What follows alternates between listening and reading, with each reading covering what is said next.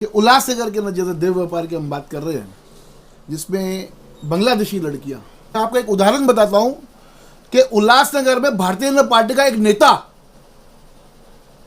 जिसकी होटल थी central park, जिन्होंने नाम बदल के सफायर किया, बांग्लादेशी लड़कियों का देह व्यापार उस होटल में शुरू था और उस जो नेता है, उस नेता के बेटे के ऊपर एफआईआर तक हो गई। तो अगर इस सब चीजों से अगर नेता लोग बाहर नहीं निकलेंगे, इस पे अंकुश कैसे लगा पाएगी पुलिस?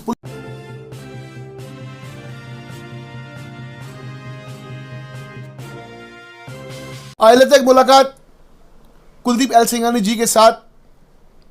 कुलदीप एल सिंघानी जी कांग्रेस आए के महाराष्ट्र प्रदेश के सोशल मीडिया के महाराष्ट्र के महासचिव है। बहुत ही अहम जवाबदारी है। आज लेते हैं मुलाकात उल्लासनगर के एक ज्वलंत मुद्दे के ऊपर। यह ज्वलंत मुद्दा कैसे हुआ, क्योंकि इसके ऊपर युवा पीढ़ी का भविष्य लगा हुआ है। वो कैसे? उल्लासनगर शहर के अंदर बढ़ता हुआ वेश्यावृत्ति का काम, जिस प्रकार से उल्लासनगर में वेश्यावृत्ति का काम चरम सीमा पर है, तो कहीं ना कहीं जिसके कारण अनेक तकलीफें भविष्य में युवा पीढ़ी को आ सकती है। इसी विषय को लेकर आज कुलदीप एल सिंघानी जी से लेते हैं मुलाकात और पूछते हैं, कुलदीप जी आप इस विषय को कैसे देखते हैं? युवा पीढ़ी जिस रास्ते पर भी चल रही है कि काफी हमने देखा कि उल्लासनगर में वेश्यावृत्ति का काम बढ़ चढ़ के चल रहा है, आप इस विषय में क्या कहेंगे?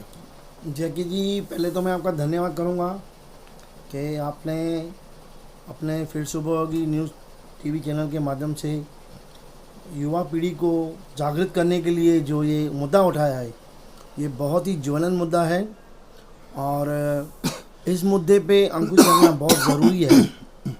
हालांकि पहले ये जो देह व्यापार था वो बॉम्बे, ठाणा, यहाँ तक मुलुंड तक ही सीमित था, लेकिन आज हमारे उल्लासनगर अमरनाथ कल्याण के परिसर में इंटू 4 हो गया है।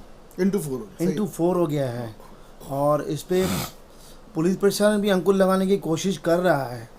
क्योंकि मैंने रिसेंटली एक न्यूज़ पढ़ा था कि पवई स्थित कहीं एक होटल थी, हाँ, उसको अच्छी तरह से पुलिस प्रशासन ने पकड़ में लिया और उसके बाद कार्रवाई हुई।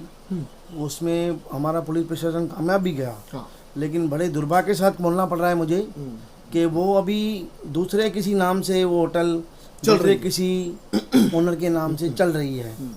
तो कहीं ना कहीं ये आंख मिचोली भी, आंख बंद करने वाला भी काम है। अब जैसे आपने कहा ना कि वो डांस बार, जी, वो डांस बार थी जी, जो पहले एक नाम से चल रही थी, अभी नाम बदल के चल रही है। जी बिल्कुल। मैं आपको कहूँ कि उल्लासनगर के जैसे देह व्यापार की हम बात कर रहे हैं, जिसमें बांग्लादेशी लड़कियां संख्या में जी उल्लासनगर में देह व्यापार कर रही थी। अब जैसे आपने बोला कि नाम बदल के, जी, अब मैं आपको एक उदाहरण बताता हूं कि उल्लासनगर में भारतीय जनता पार्टी का एक नेता,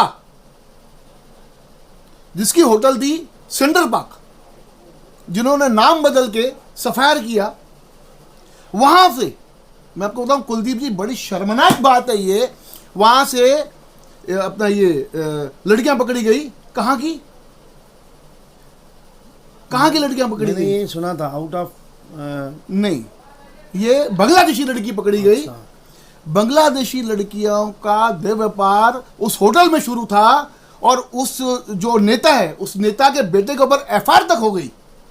तो अगर इस सब चीजों से अगर नेता लोग बाहर नहीं निकलेंगे, तो इस पे अंकुश कैसे लगा पाएगी पुलिस? पुलिस तो अपना काम कर रही है, पुलिस तो अपना एक्शन मोड में आ रही है, लेकिन पीछे से जो पॉलिटिकल प्रेशर, मैंने आपको पहले ही कहा, कहीं ना कहीं आंख मूंदी हो रही है।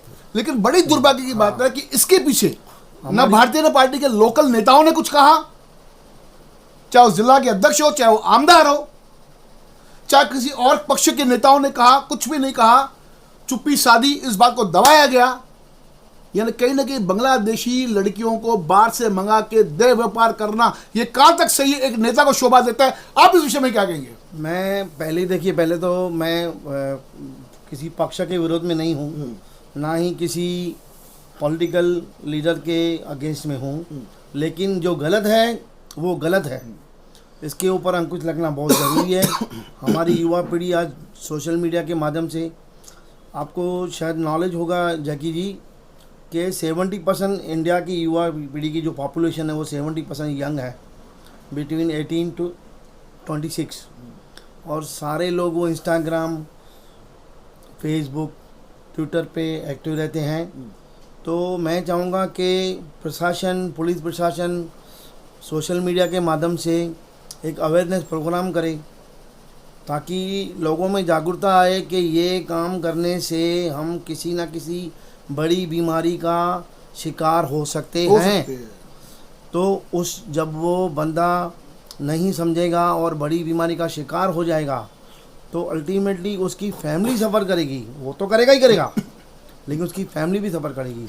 वो व्यक्ति के पीछे उसका घर परिवार, पूरी फैमिली अगर शादीशुदा तो उसके बच्चे इफेक्टेड हो सकते हैं, बिल्कुल, उसकी बीवी इफेक्टेड हो सकती है, सब इफेक्ट होंगे, उसका नाम खराब होगा, उसका नाम खराब हो सकता है। तो मेरी युवा पीढ़ी से और यहाँ के जो जागरूक नेता हैं उनसे ये हाथ जोड़ के निवेदन है कि भाई साहब इस मुद्दे को ज़रा सीरियसली लीजिए और प्रशासन को दबाव डालिए कि ये जो काम चल रहा है उल्लासनगर में या परिसर में, अमरनाथ हो, कल्याण हो, उसमें ये स्टॉप करवाया जाए ताकि हमारी युवा पीढ़ी किसी भी ऐसे विषय में, हमारी युवा पीढ़ी को कोई दाग नहीं लगना चाहिए और हमारी युवा पीढ़ी में वो जो गंदी बीमारियां हैं वो नहीं आनी चाहिए, तो इसका इफेक्ट उनके परिवार पे पड़ेगा, उनके बच्चों पे पड़ेगा।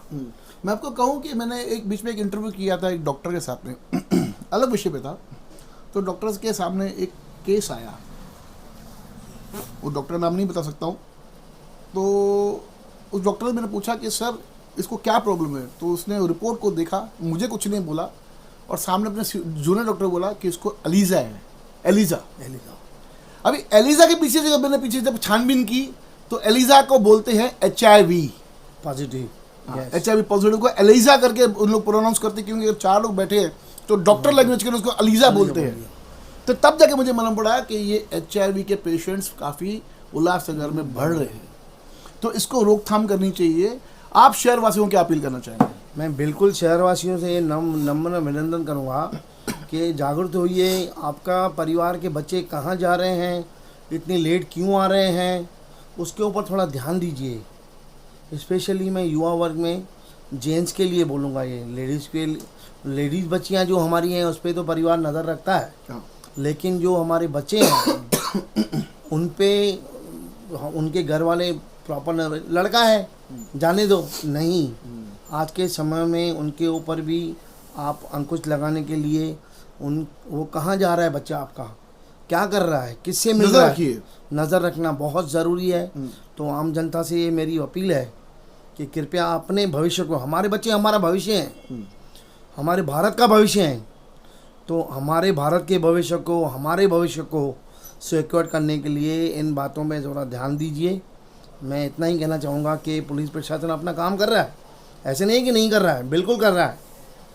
नेता लोग भी काम कर रहे हैं, लेकिन जो नहीं कर रहे हैं उनसे भी हाथ जोड़ के विनती है, प्लीज़ आगे आइए इस विषय में और आके हमारे शहर को बचाइए, हमारे देश को बचाइए। बहुत अच्छा लगा आज कुलदीप से बात करते हुए।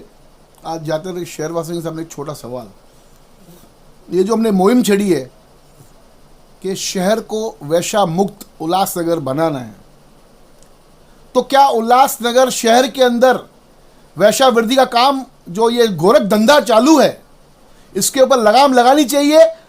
अपना रिप्लाई, अपना जवाब कमेंट बॉक्स में जरूर लिख के भेजिएगा। धन्यवाद। देखते रहिए फिर से न्यूज़ चैनल।